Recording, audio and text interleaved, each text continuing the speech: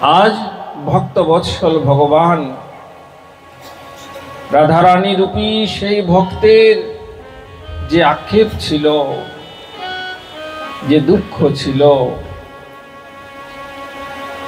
সেই দুঃখটিকে উপলব্ধি করার জন্য ভক্ত কেমন করে কৃষ্ণ ভজন করে সেটি উপলব্ধি করার জন্য আজ স্বয়ং ভগবান ভক্ত ভাব অঙ্গীকার করে আর নদিয়ায় অবতীর্ণ হয়েছেন।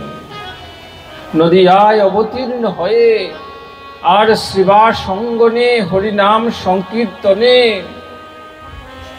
ওই ভক্তের ধুলায় ধুলুণ্ঠিত হয়ে আর রাধে রাধে বলে চিৎকার করছেন, রাধে রাধে বলে চিৎকার করছেন। আর বারবার ওই শ্রীবাস অঙ্গনের ভক্তদের চোখের দিকে তাকাচ্ছেন, চোখের দিকে তাকিয়ে দেখছেন এই তো তারা, যারা আমার ব্রজলীলায় ছিল, যারা রাস মণ্ডলে ছিল, আজ তারাই তো শ্রীবাস অঙ্গনে এসেছে। আর ওই পূর্ব লীলা স্মরণ করে প্রভু আমার রাধা ভাবকান্তি নিয়ে এসেছেন আর রাধে রাধে বলে ভক্তের ধুলায় ধূসরিত হচ্ছেন। গৌর আমার যখন ভক্তের ধুলায় ধূসরিত হয়ে আর সচিরানীর কাছে গিয়েছিলেন, তখন সচিরানী বলেছিলেন, নিমাই তুমি কেন ধুলায় ধূসরিত হও? তোমার এই সোনার অঙ্গ কেন তুমি মলিন করো? দেখো তোমার দিকে চাওয়া যাচ্ছে না, তোমার সমস্ত শরীর ধুলায় ধূসরিত হয়ে আছে।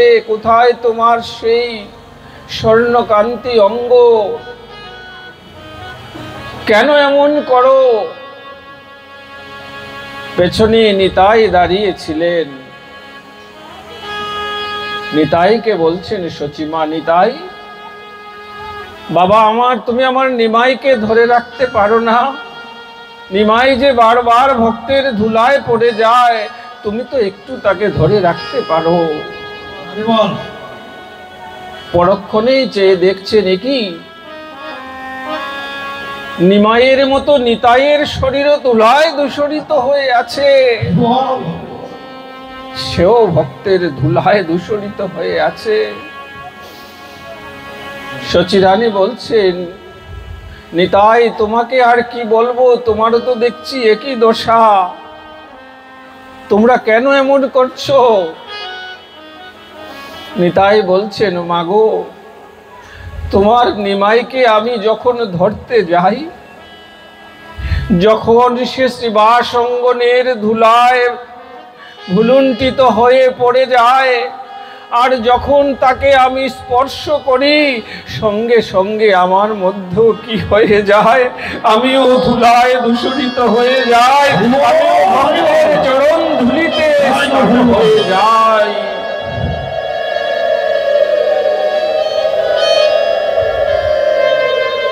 আজ ভগবান শ্রীকৃষ্ণ আমার গৌর রূপে অবতীর্ণ হয়ে সেই রাধারানীর বিরহ প্রকাশ করছেন, হয়ে যায়। আমাদের এই প্রতিটি ইন্দ্রিয় যদি কোনো না কোনো ভাবে ভজনহীন হয়ে যায়, তখন সেটি সম্পূর্ণরূপে ব্যর্থ হয়ে যায়। শ্রবণেন্দ্রিয় কৃষ্ণ ভজন বিমুখ হলে, কৃষ্ণ কথার বিমুখ হলে পরবর্তীতে সেটি বধির হয়ে যায়। মানব জন্ম হলেও বধির হয়ে জন্ম নিতে হয়। তেমনি চক্ষু, এই বাক, এই বাণী, এই মুখ কৃষ্ণ কথা না বললে, কৃষ্ণ কীর্তন না করলে, কৃষ্ণ ভজন না করলে বোবা হয়ে জন্ম নিতে হয়। হরি বল, হরি বল। স্বয়ং ব্রহ্মা বলছেন কৃষ্ণ ভজন না করলে যদি মানব জীবন চলে যায় কৃষ্ণ ভজনহীন, তাহলে এই মানব জন্ম আর পাওয়া যাবে না। জন্মটি পশুকুলে হবে, কীট পতঙ্গে হবে, আবার কবেই মানব জন্ম হবে কেউ বলতে পারে না। তাই নরতনু কৃষ্ণ ভজনের মূল। গীতা ভাগবতাদির সার কথা এটি। এই দেহ কৃষ্ণ ভজনের জন্য, কখনোই যেন কৃষ্ণ ভজনহীন হয়ে মৃত্যু না হয়। ব্রহ্মা বলেছিলেন মেনিরে ভগবদ রূপং শাস্ত্রং ভাগবতং কলৌ পঠনাথ শ্রবণাথ সৈদ্য বৈকুণ্ঠ ফলদায়কম। কারণ তিনি উপলব্ধি করতে পেরেছিলেন, যখন দেখলেন দেবতাগণ তার কাছে এসে নালিশ করছে আর তার উত্তর দেবার আর সময় পান নাই, তখন দেখছেন চতুর্দিকে শঙ্খধ্বনি হচ্ছে, ঘণ্টার ধ্বনি হচ্ছে, আর দিব্য রথ কোথা দিয়ে যাচ্ছে, স্বর্গের উপর দিয়ে চলে যাচ্ছে একটি দিব্য রথ। সেই রথের দিকে চেয়ে দেখছেন সেখানে স্বয়ং পরীক্ষিত মহারাজ বসে আছেন আর তিনি বৈকুণ্ঠ ধাম চলে যাচ্ছেন। রাধে রাধে রাধে। সপ্ত দিবস কৃষ্ণ কথা শ্রবণ করে আর স্বয়ং পরীক্ষিত মহারাজ যাচ্ছেন, ব্রহ্মা দেবতাদেরকে দেখিয়ে দিয়ে বলছেন ওই দেখো দেখো কথামৃতের ফল দেখো, তোমাদের এই দেবতাদের অমৃত পান করে কি বৈকুণ্ঠ ধাম প্রাপ্ত হওয়া যাবে, গোলক ধাম প্রাপ্ত হওয়া যাবে?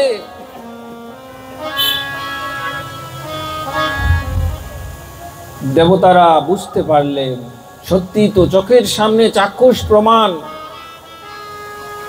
তাই কলির জীবের যাতে সন্দেহ না হয় তার জন্য দেখিয়ে দিলেন, দেখো সপ্ত দিবস অন্তে আর দিব্য রথে আরোহণ করে যিনি কৃষ্ণ কথা শ্রবণ করেছিলেন তিনি আজ সবার সম্মুখে ব্রহ্মলোক পেরিয়ে যাচ্ছেন। ব্রহ্মলোক থেকে সবাই জয়ধ্বনি করছেন, ইন্দ্রলোক পেরিয়ে যাচ্ছেন, দেবলোক পেরিয়ে যাচ্ছেন, সবাই জয়ধ্বনি করছেন। দেখতে দেখতে সেই বৈকুণ্ঠ ধামে চলে গিয়েছেন, নিত্য ধামে চলে গিয়েছেন, শুধুমাত্র কৃষ্ণ কথা শ্রবণ করে। এই হচ্ছে ভাগবতের মাহাত্ম্য। আর ভাগবতের অভিনব সংবাদ হচ্ছে যে কৃষ্ণ ভজনহীন যেন আমাদের দেহটি চলে না যায়, আমরা যেন কোনো না কোনো ভাবে কৃষ্ণ ভজনের মাধ্যমে এই জগৎ থেকে চলে যেতে পারি।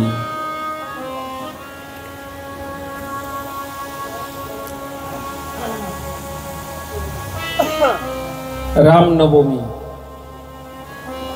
আগামী পরশুদিন রবিবার।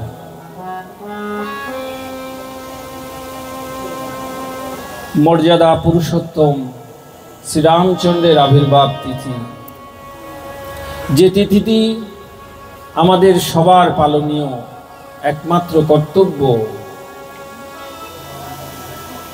এটি আমাদের অতিরিক্ত নয়, এটি আমাদের অবশ্য কর্তব্য কর্মের মধ্যে পড়েছে। শয়ন উত্থান পাশমোড়া, তার উপর ভীম ছড়া। দুই ভাইয়ের জন্মতিথি অষ্টমী নবমী দুটি, পাগলার 14 পাগলির 8, তাই নিয়ে কাল কাট। আর তাও যদি না পারিস ভগার খাদে ডুবে মরিস। তাহলে এই কর্মটি আমাদের বাধ্যতামূলক করে দিলেন, অর্থাৎ এখানে উপবাসের মাধ্যমে দিনটিকে পালন করার নির্দেশ দিচ্ছেন। আমরা নানাভাবে পালন করি, এই দিনটিও যেন আমরা উপবাসের মাধ্যমে পালন করতে পারি। সেই জন্য এই নির্দেশটুকু দিচ্ছেন। অনেকগুলো উপবাসের মধ্যে এই কয়টি উপবাসের কথা বলছেন, এটি বাধ্যতামূলক। শয়ন একাদশী, শয়ন উত্থান একাদশী, শয়ন উত্থান পার্শ্ব একাদশী, ভৈমী একাদশী, এই 4টি একাদশী বাধ্যতামূলক। যদি কেউ অন্য একাদশী কোনো কারণবশত করতে নাও পারে, এই 4টি একাদশী বাধ্যতামূলক। শয়ন উত্থান পাশ মোড়া, তার উপর ভীম ছোড়া, আর 2 ভাইয়ের জন্মতিথি। এক হচ্ছে ভগবান শ্রীকৃষ্ণের জন্মাষ্টমী, আর এক হচ্ছে মর্যাদা পুরুষোত্তম শ্রী রামচন্দ্রের জন্মতিথি।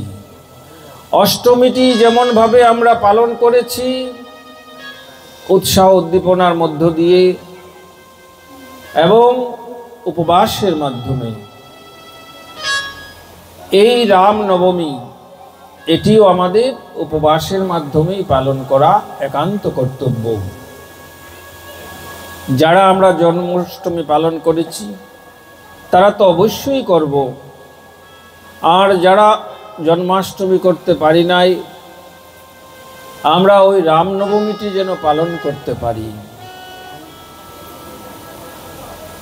কারণ ভগবত কৃপা আমাদের উপর করুণা কোনোভাবে আসতে পারে, আমরা জানি না কখন কিভাবে আসবে। তিনি কৃপাবান, তিনি কৃপা করবেন। কিন্তু কৃপার অর্থ হচ্ছে কোনো কিছু করে পাওয়া, না করে কৃপা পাওয়া যায় না। আমাদের কর্তব্য হচ্ছে এই কর্মগুলো করা। তার জন্য 2 ভাইয়ের জন্মতিথি, অষ্টমী নবমী 2টি, আর পাগলার 14 পাগলির 8। পাগল হচ্ছেন সদাশিব, তার 14 মানে শিব চতুর্দশী, আর পাগলি হচ্ছেন দুর্গা মাতা, দুর্গার অষ্টমী। দুর্গার অষ্টমী তিথিটি আমাদের পালন করতে হয়। আমরা অনেকে নবমী তিথি পালন করি, কিন্তু শাস্ত্রীয়ভাবে আমাদেরকে নির্দেশ দিচ্ছেন অষ্টমী তিথি পালনের জন্য। পাগলার 14 পাগলির 8, তাই নিয়ে কাল কাট। আর তাও যদি না পারিস, মানে এই সামান্যগুলো যদি না পারি আমরা, তাহলে বলছেন ভগার খাদ, অর্থাৎ ভগীরথ যে গঙ্গাকে নিয়ে এসেছিলেন, ওই গঙ্গায় ডুবে মরাই আমাদের জন্য শ্রেয়। সেটি বলে দিয়েছেন, গঙ্গায় গিয়ে মরে যাও তাও ভালো, যদি এই সামান্যগুলো কর্ম করতে না পারো। পাশাপাশি আমরা এই শ্রীহট্টের মানুষ, যে শ্রীহট্টে অনেক গৌর লীলা পরিকর এসেছেন, এই শ্রীহট্টের প্রাণ পুরুষ শ্রী চৈতন্য গৌরাঙ্গ মহাপ্রভু এবং তার পরিকর বৃন্দ যারা এসেছেন, তাদের উদ্দেশ্য আমাদের কিছু কর্তব্য রয়েছে। যেমন গৌরানা ঠাকুর অদ্বৈত প্রভুর আবির্ভাব তিথি, সেটিও আমরা এই ব্রতের মাধ্যমে পালন করব। নিত্যানন্দ প্রভুর আবির্ভাব তিথি, আর সর্বোপরি গৌরাঙ্গ মহাপ্রভুর আবির্ভাব তিথি, এগুলো আমরা অবশ্যই আমাদের উপবাসের মাধ্যমে পালন করা কর্তব্য। তাহলে কি হবে? সহজে আমরা ভগবত কৃপা লাভ করতে পারব। ভগবানের কৃপা সহজে আমরা লাভ করতে পারব। এই যে সহজ সহজ বিষয়গুলো, আমরা তো কত উপবাস করি, মায়েরা দিদিরা অনেক উপবাস করেন। উপবাসের নিয়ম, উপবাসের অন্যান্য ধর্মের মধ্যেও আছে। সবাই উপবাসটিকে ধর্মের মধ্যে গুরুত্ব দিয়ে দেখেন। আমাদের সনাতন ধর্মেরও সবাই ছোট থেকে বড় পর্যন্ত 8 থেকে 80 বছর পর্যন্ত এই উপবাসগুলো আমাদের জন্য অনেক কল্যাণের, সংসারের জন্য, ব্যক্তি জীবনের জন্য, সামাজিক জীবনের জন্য আমাদের এই উপবাসগুলো অনেক মঙ্গলদায়ী। তাই আমরা যেন এই উপবাসগুলো পালন করতে পারি। আমরা যারা উপবাস করি তারা আমাদের আশেপাশে যারা আছেন তাদেরকেও জানানো, এটি আমাদের কর্তব্য। তাই আমি আশা করব এবং অনুরোধ করব, স্বনির্বন্ধ অনুরোধ থাকবে আপনাদের উপর যারা এখানে আজকে এই শ্রবণে প্রবিষ্ট হয়েছে, আপনারা অবশ্যই এই রামনবমী তিথিটি পালন করবেন উপবাসের মাধ্যমে। দেখবেন নিজেই অনুভব করতে পারবেন। যদি অসুবিধে হয়, নির্জলা থাকতে পারেন না, কোনো অসুবিধে নেই, 12টা পর্যন্ত উপবাস করুন, তারপর অনুকল্প পান, অন্নাদি ছাড়া অনুকল্প প্রসাদ গ্রহণ করুন, ফলাদি, দুগ্ধ, সবজি সিদ্ধ, আলু সিদ্ধ, সাগু দিয়ে মিষ্টান্ন, পায়েস, এগুলো আহার করুন। দেখবেন কোনো কষ্টই হবে না। একটি দিন আনন্দের সঙ্গে যাবে, আর ওই দিনটি আপনার জীবনে যুক্ত হয়ে যাবে। আপনার শেষের দিনে এই দিনটি আপনার কাজে লাগতেও পারে। জয় শ্রী রামচন্দ্র কি জয়, জয় জয় মর্যাদা পুরুষোত্তম শ্রী রামচন্দ্র কি জয়, জয় জয় রঘুনাথ কি জয়।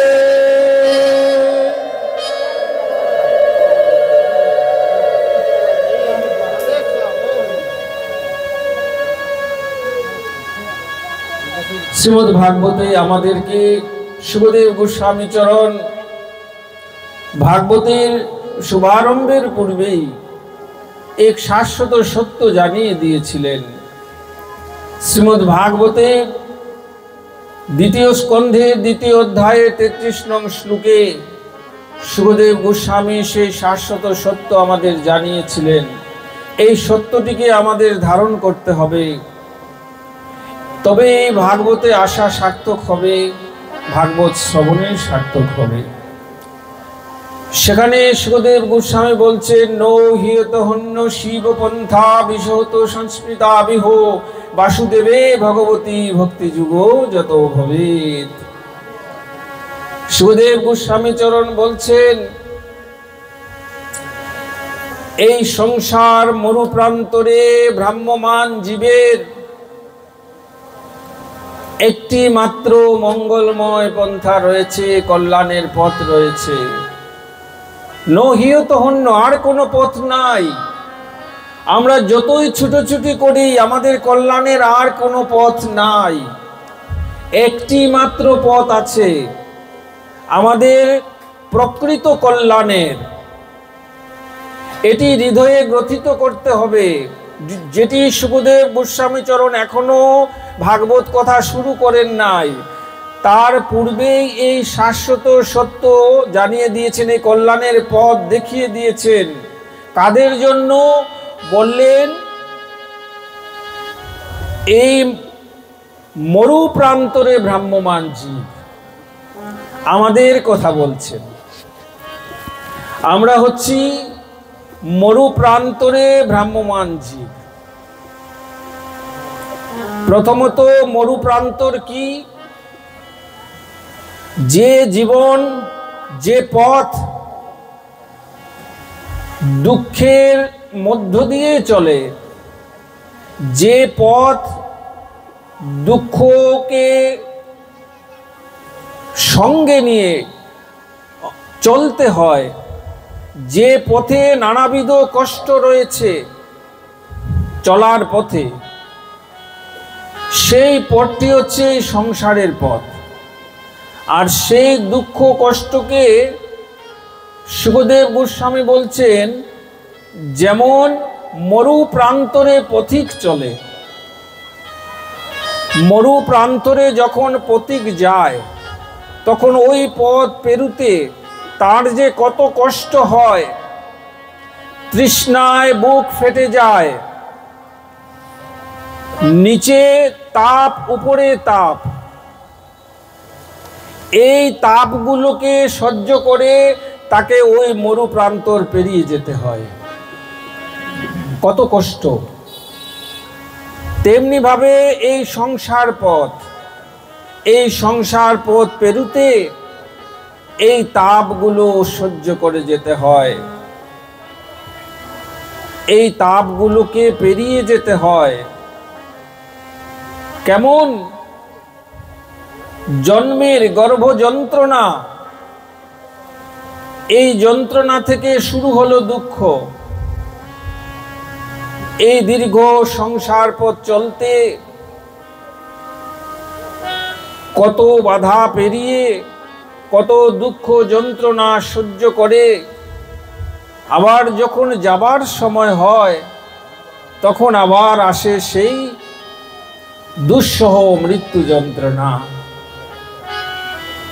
ওই যন্ত্রণা পেরিয়ে একটি পথের অবসান হয়।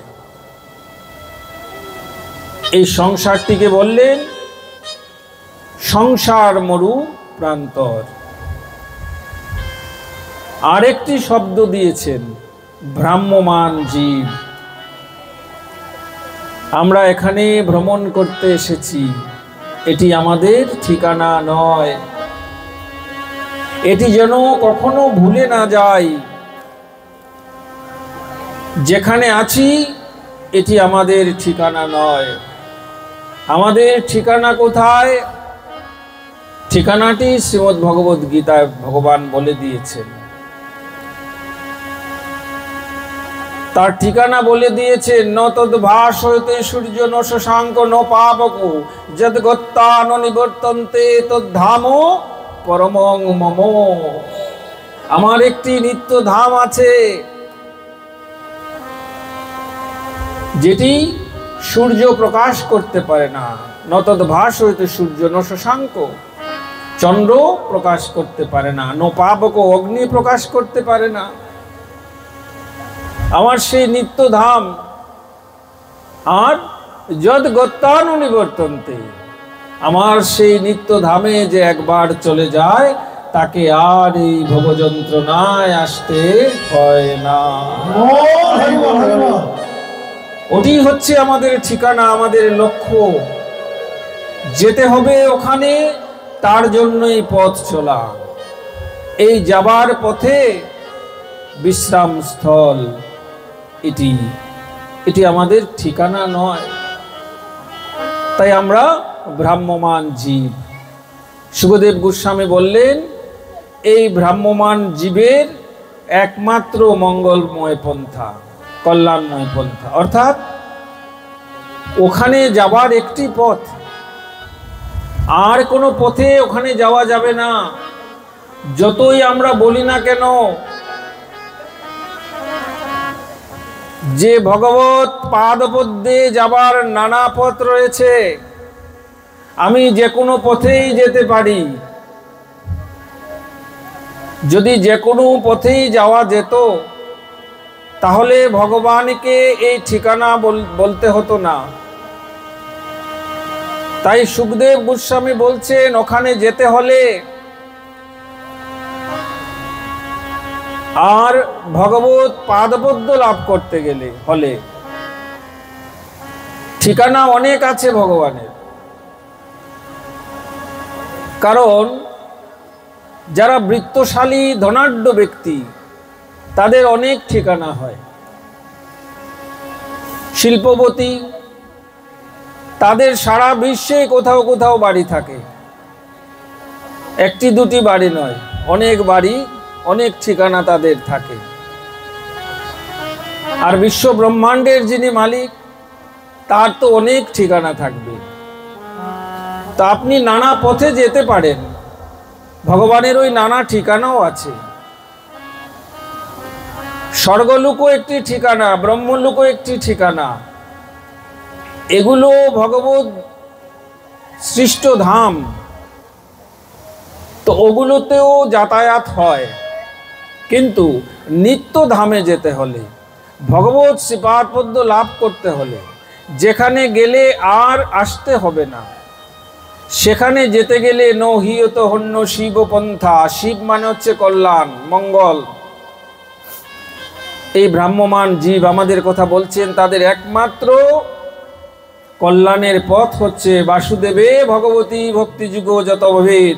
একমাত্র ভগবান বাসুদেব শ্রীকৃষ্ণের চরণে ভক্তি ছাড়া আর কোনো পথ নাই। এটি ভাগবতের সার কথা। এই ভক্তি যুগ অবলম্বন করে আর তার শ্রীপাদ পদ্মে শরণ নিয়ে সমর্পিত হয়ে তবেই আমরা একমাত্র তার সে নিত্য ধামে যেতে পারব। আজকের এই ভাগবতী অনুষ্ঠান যাদের উদ্দেশ্যে